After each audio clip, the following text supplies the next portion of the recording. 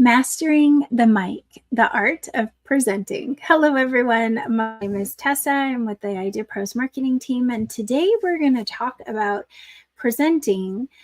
We actually have been doing pitchcraft events and setting up ways for people to get better at doing the investor conversations. As you all know, you've heard Fred talking about these things for a while. What I wanted to bring you today are tips and recommendations on how to present better, just the mechanics of it. So I think they're really important. You have to have the basics of the presentation down, of course, but these are things that you can do to present better in the situation. So number one, well, let me know if you're watching a hashtag live or hashtag replay. I know it's spring break in 90% of the places. I know you guys are out there and having fun, but I am so happy to see those of you who have committed, Kelly and Odin and Dr. Clarice. Thank you for being here despite all of the holiday stuff that's going on. So I just really appreciate you. I have 10 things that I want you guys to think about. You do not have to do all 10. You have enough on your mind when you're doing a presentation or speaking with an investor. You don't need to have all these, but I want to make sure you have them in your toolbox, that you know what you can do to kind of make the process easier. And now I'm actually referencing quite a few people, coaches in the TED Talk space, because I feel like TED Talk speakers, it's big audience.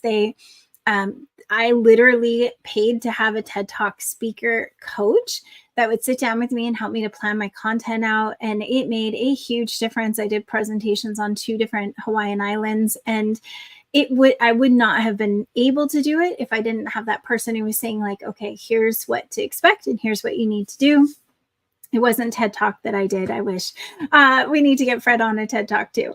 But these are some of the tips from Courtney E. Martin and Gina Barnett.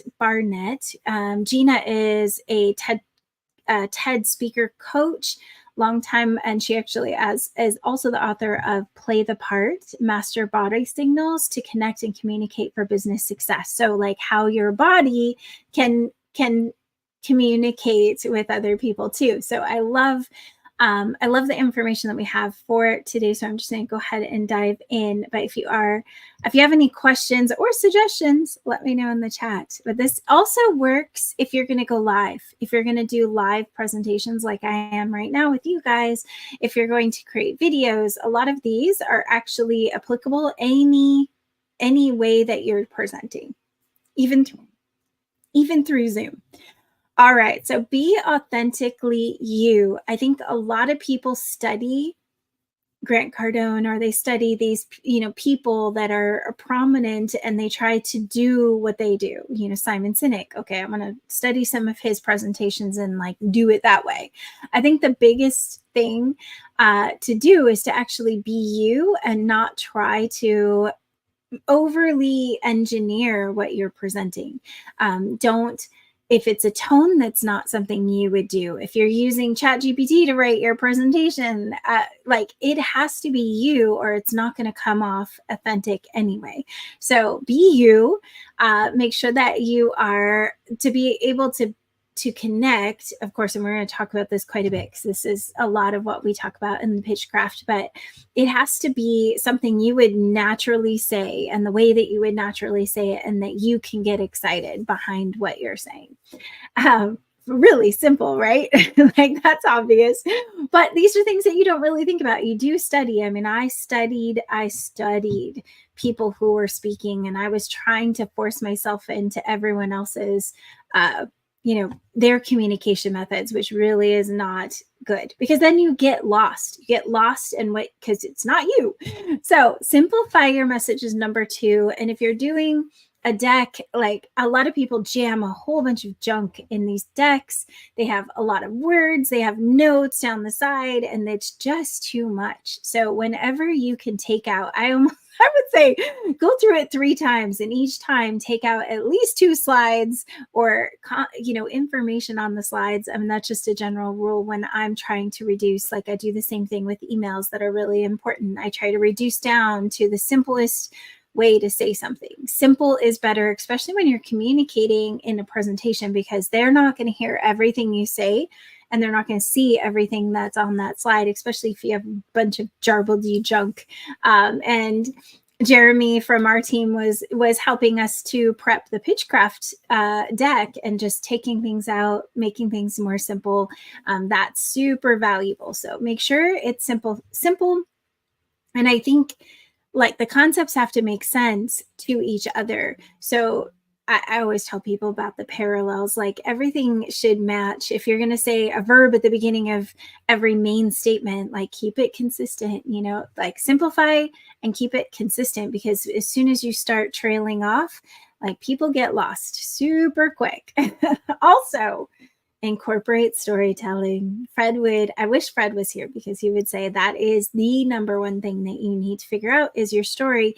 Storytelling also, when I was working with the TED Talk coach, she said, if there's 3 main points that you want to get across to people and you can physically think about them and touch your finger and remember each of these 3 points, because in my case, I had slides, but you never know, stuff could go wrong, like technology can fall apart. If there were 3 main things that I wanted to communicate and my story went through the 3 things, my story literally, she taught me how to take my story from 1 to 2 to 3. So somebody's, coming along on this journey with me, and all 3 points, even though they were just business points, like how to use a calendar, how to use email, and how to use text. Like it may have been so simple, but it started with like, hey, I was at a restaurant with people, and I saw that I was getting all these bookings, and it was, somebody asked me like, what is that? What's that noise on your phone? It's like you can tie something into a story that becomes this base that people are now feeling an emotion of sitting at a table and having their bookings just happen automatically, right? And then that, oh, hey, they went through the whole process, that automation, the email sequence that we had going out, sold them. And now I'm getting text messages that, hey, everything's taken, so you can carry a story through by storytelling. You're tying it all together, but you're also helping yourself to remember those main points that you need to cover and connecting with your audience. Super important. We'll talk about Pitchcraft at the end. It was an amazing night. We had a great group. It was very, very good, very helpful. So number 4, manage nervous energy. Oh boy, nervous energy. So I remember the first couple times when I did lives and was on video where I knew that other people were watching, and I was sweating. I was bright as a tomato. I was everything, like my nerves, I was shaking like a leaf. I think that somebody finally told me, Tessa, like, here, you can literally get the energy out. Like, this is coming up. So go dance or exercise, or one of my favorite, which actually really worked for me a lot, was a Superman stance, where you put your hands on your hips. So when you go to the bathroom right before you're going to present, you actually stand in a very, very confident pose. You can also stand or like lean up against a table in this very, dominant, very confident pose. And it sounds funny, but it's actually ways to show yourself and like physically embody that confidence of what you're going to do. So it's standing up straighter, it's pushing your shoulders back, it's, standing very confidently, even if you can't exercise or run around or do jumping jacks, although jumping jacks might be a great way to do it because it's a good, fast, energy boost. I would say along that line of managing nervous energy, I would not recommend drinking a whole bunch of coffee right before you go out to do a presentation unless you truly need an energy boost. If your personality is very down and you have to do that to physically show up, then maybe that's good. But generally speaking, lay off the caffeine right before, because you're going to also have that adrenaline rush, and you don't want to be pairing all these things together and just overwhelming the heck out of people. But make sure that you do something to kind of boost your confidence, like dissipate tension, make it a little bit less of a stressful situation for you, I definitely do this. I do 100%. Or, if there's stairs, like run up it. You don't want to look like a sweaty mess, but, or work out that morning just so you're in a better spot, be proactive. And I do think that rehearsing purposefully, when you have rehearsed something and you know the flow that you want things to go in, and it can come across as natural when you're doing that, then you're in a good place. You know the information so well. When I went to Africa, we had a script that we were going through, and literally it took memorization and it took a visual cube that I would go through. But the art of literally doing it over and over and over in my head, in the car, I recorded myself doing it because I had to get it down in my memory, and then I could still ad lib and I could still be personal, but I knew what was next. And I find myself, even to this day, somebody says something, it's kind of like the beginning part of one of the parts to a script, and I literally can just roll it off my tongue. And so rehearse purposefully. Make sure that you're doing everything, not just saying it, but you're rehearsing your movements. So you can't stand like a stick and present to people. It's gonna not come across confidently, and it also is not a connecting activity, right? So just even me using my hands, which you guys know I'm a very big hand talker. If I was standing, I'd probably be moving around. But you want to make sure that you are aware of your physical presence and what you're doing and people are seeing. And that means doing it in front of a mirror. And I know a lot of you are going to be like, what? I am not looking at myself while I'm doing this presentation. No way. That is really literally what you need to do. Go get a giant mirror or like a big piece of plastic. I've done that before, where I just have like a reflective space, right? It's in a window. I've done that for windows before, where I am practicing. It's going to make it easier for you. I know it feels awkward, but I promise it's going to be much better when you know what you look like and you're just practicing the heck out of it. I am going to go peek over. Hey, Odin, good to have you. Yeah. That is 100%. Practice in front of a mirror. Do it. And a lot of people tell me, I don't want it to feel like it's coming off as this, like this. It's not scripted so much as it is you've rehearsed it and you know what's important to you. And then when you have that in your brain, you don't have to think through as many of the components, right? So I don't have to come up with the things that I want, that the points that I want to say if I've thought through it. I love it, Odin. Thank you. Okay, tone matters. I've had some interesting guests, guys. I've been doing IdeaPros shows and shows of my own for 5 years, probably 5 years. I feel like since 2016, I feel like we've been doing these shows, and I have had some interesting guests that are super monotone. And some I prepped and I didn't even get to the show because I thought, wow, this is not going to work out. Your tone and how you're communicating and the comfort that you communicate in your voice is super important. And a lot of us don't think about what our voice sounds like, or run from the sound of our voice. So I have done recording myself on video. I've done recording myself on audio to listen back and see how I sound.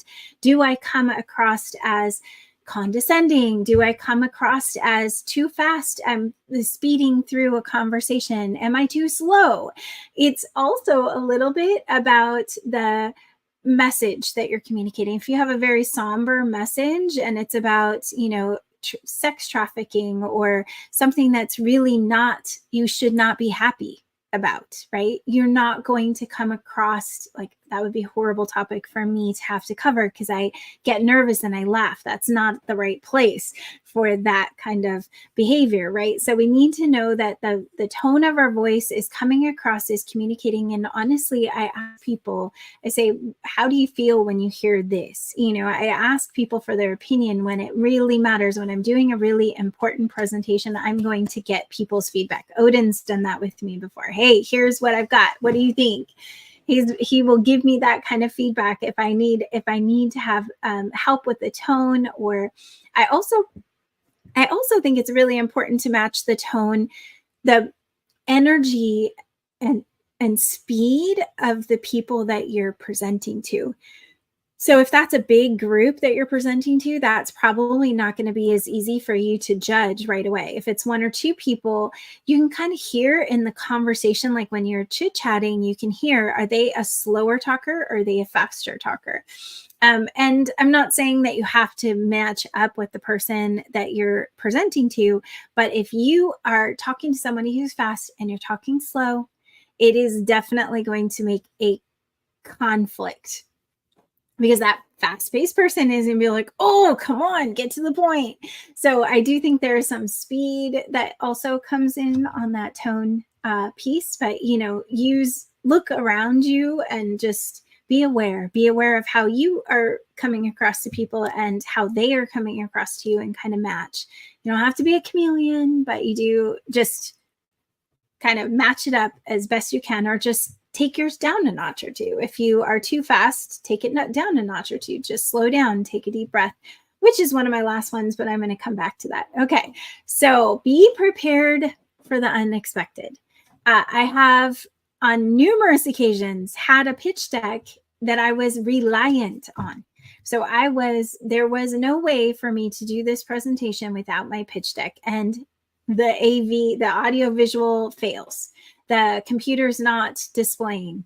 I've numerous occasions had that happen. So I would say that to be prepared for the unexpected is usually a tech thing, but it could be that you get somebody is asking a question, it throws you off. It could be that you're actually quite cramped in a space, or you're hot, or things are like circumstances are happening around you.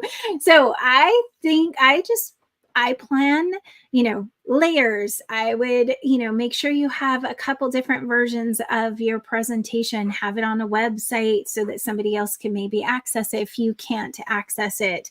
Have it as a PDF, who knows, however that might be, or print it out, even if you don't think you're going to have, you could potentially not have a connection. So just be prepared for the unexpected, just in case something happens.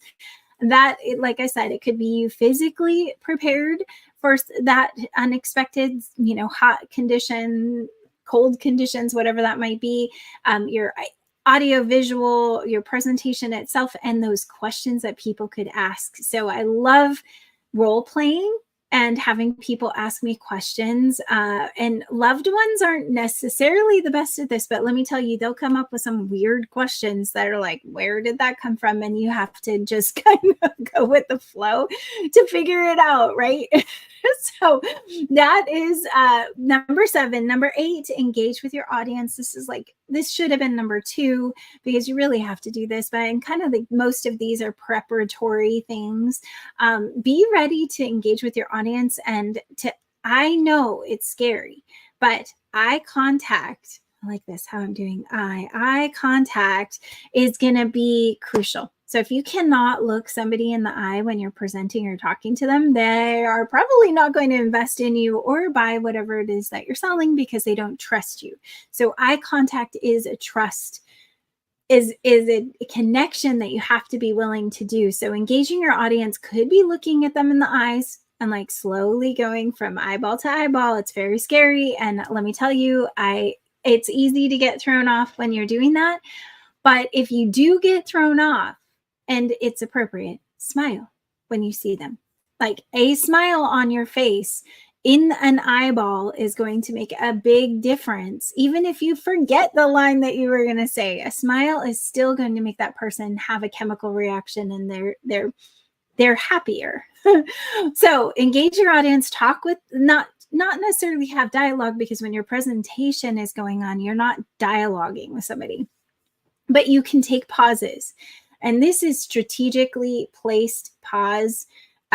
Philosophy is amazing. I've heard, Jeremy was talking about it the other day, like you say something like, let me tell, this is from the Pitchcraft, and it's from Olive and Coop, which is an amazing app. And they were just presenting, and their opening statement was, let me tell you about the day my father almost died, or I don't remember that's exactly it, but that's a point. But they, instead of rushing into the next thing, they could have just paused. And this was what Jeremy was telling me, like a strategic pause to make somebody start thinking about, oh my gosh, that day that your parent would almost pass away is just, yeah, you start thinking about it, right? So strategic pauses can give somebody a chance to have a thought that, yes, it's not about you, but that's what helps them to connect to your story. Again, we go over this in Pitchcraft. Is awesome. Okay, so we've got engage your audience. Okay, it's the next one. You're gonna think I'm crazy, but no, maybe not. You guys won't think I'm crazy. Wear confidence. Okay, so a lot of people, when they are going to present, I always buy a new outfit, and you're going to think I'm, like I said, crazy, but I buy a new outfit that fits, that I know looks good on me, period.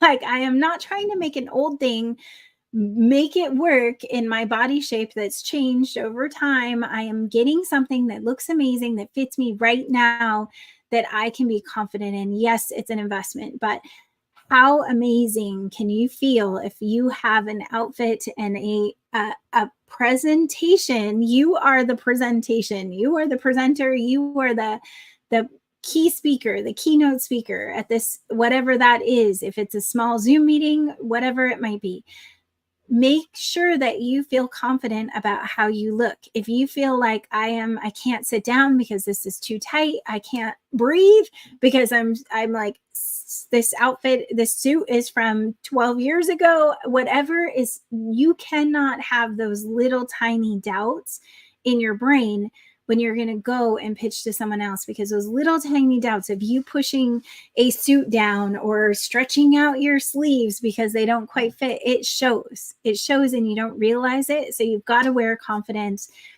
and really be present for them. Okay. So wear it, wear the outfit that makes you, they say, wear the outfit that's the position that you're working to get to. Right. So I want to be CEO. I want to be a millionaire. I'm going to dress like a millionaire. Not that you have to go buy an expensive outfit like that. All right. So practice deep breathing.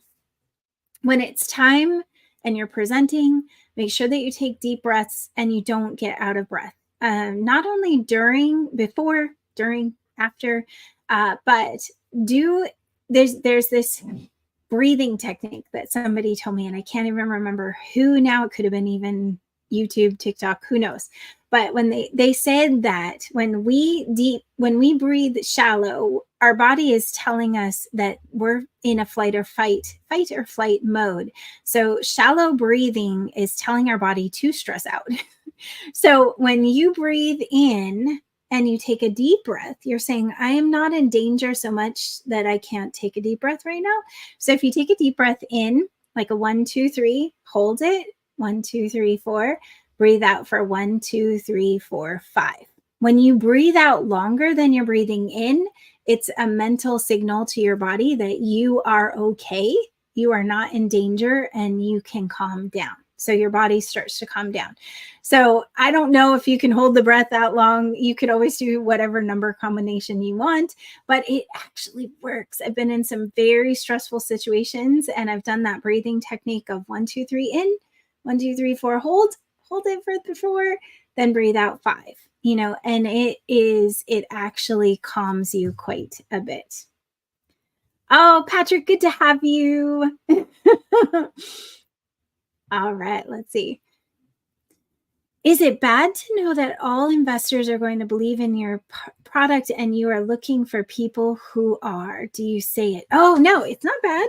You can say, okay, thinking this, what we put in our head can become reality anyway, right? So self-talk, I'm super huge fan of self-talk. I use CDs, and they actually repeat, kind of unconscious repeating, so that you're always hearing the same thing. But the positive reinforcements that you put into your brain and the talk that you have, your inner conversation, can determine so much of what you believe exists. And it's not, I'm not like woohoo stuff. That's not what I'm talking about here. I'm saying when we tell ourselves that something is going to be amazing, it can be amazing because we have a new reality about it, right? But if you're telling yourself, yes, this is what everyone wants, I love that you're doing that. That's not bad at all. It's awesome. And you're looking for people who believe that. I really do feel like we have a mission, we have a purpose. You have a purpose. Patrick, you created something amazing that people need to know about. Odin, you have an amazing service. People need to know about it. Jared, your product. Like everybody has this inspiration, this calling, and they need to do it, right? You've been called to do it. And that when you unlock that and you say, I know that people want this and that they're going to be attracted to me and they're going to want to find this, and you believe it, that's when the doors start opening. And I tell you that because I've seen it with myself. I've seen my business grow 4 times the size that it used to be because I changed the way I was thinking and I changed the way that I was attracting the right things into my life. The moment I let go of like this scarcity and I realized that there's abundance and I just need to tap into it. It's not necessarily like, I know there's a lot of people who talk about, positive thinking, and then I just believe that if we have that inside us, that we care about this thing and we're going to be able to benefit, we're going to be able to help that many more people, right? We're going to be able to bless people with this thing that's going to make their lives easier. When you truly believe that to the core, everyone will see it. Even if they don't need that thing, they're still going to see that you believe it and that you want to make a difference. Yes. Awesome, Kelly. Well, thank you. Definitely confidence for a girl who's rode, I don't know, millions of, she's just a go-getter, right? That confidence that you have to be, that strength. It's awesome. Thank you, Kelly. Well, thank you guys. I hope this helps as you go out and present your ideas, when you present to investors. If you haven't already attended, and even if you have attended a Pitchcraft, I highly recommend that you check it out because it has changed because of the people that went to our Palo Alto, Silicon Valley event, and just the feedback that we're getting from investors. It was awesome. And that we just did that last night, and we have another one coming up. So if you go to pitch.ideapros.com, you can sign up for the next Pitchcraft. Yay, Mary! I'm glad Mary was there. I didn't hear Mary come out of her shell too much last night, but I'm sure she has it. She's kind of like strategically doing it. But if you go to pitch.ideapros.com, Martin was there too. I see you over there, Grant. But I've had people who've shown up to every one of our Pitchcrafts, almost everyone. I mean, one of the ladies was like, "Can you send me the replay? I couldn't come," to learn, because every single time I learn something new, how to pitch something better, how to, what I'm saying wrong, how can I change this? Absolutely. I'm excited though. Mary's got an amazing app. So pitch.ideapros.com. We also have the token, the Winning with a Token event coming up next week. So I am going to also put information about that in here. I think it's token.ideapros.com. I am just going to make sure before I put that in the chat. Yep, that is too. Both of these are amazing events. So just know that you've got some pretty awesome resources here to go tap into. So token.ideapros.com, that's Shay. He actually is teaching you how to, he sold an idea 40,000 times, an idea, not a product, an idea. And he's talking about the hidden fortune and value of your own ideas. So that's a great workshop. That's March 13th. It's 4 p.m. Pacific time. We have Pitchcraft on March 21st at 4 p.m. So we're just trying to stick with that 4 p.m. time. But you guys have to be checking out these. These are great resources. They are both free for now. I can't guarantee that they're always going to be free, but go check them out. And I hope you guys have a great week. And if you're on spring break next week, enjoy. I know like had a lot of people come back with suntans and things like that I'm working with. Have a wonderful week. We'll see you all next week. Bye.